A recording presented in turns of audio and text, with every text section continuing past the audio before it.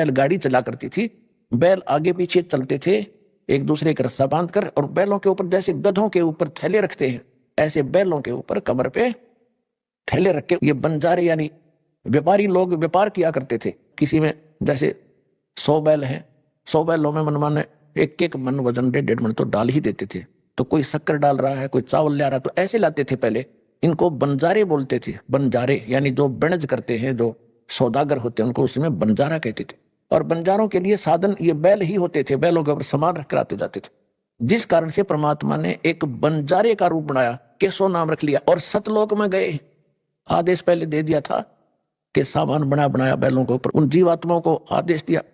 अब यहां आप देखते हो कि परमात्मा का सारा ही उसका लोक है, और वहां जाके भगवान ने 9 लाख बैलों पर बड़ा सामान रखा, और वो खाना खिलाने वाले सेवादार भी ऊपर से आए बंजारे बन के।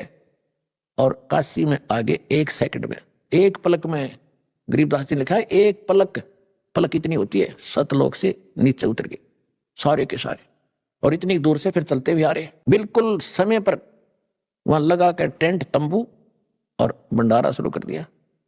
सिकंदर लोधी दिल्ली का बादशाह जो परमात्मा के से बहुत प्रभावित थे, उनको बहुत से सुख दिए थे। शेख तकी नाम का एक धार्मिक गुरु था, और वो सिकंदर लोधी दिल्ली के बादशाह का खास धर्म गुरु था, जो कबीर परमात्मा का विशेष विरोधी था। तो उसने एक चिट्ठी सिकंदर लोधी दिल्ली के बादशाह को भी दे दी थी कि आपको आपके गुरुजी बुला रहे, भंडारा कर रहे। अब उस चिट्ठी को पाके वो भी पहुंचे, वहां जाकर देखा भंडारा चल रहा था।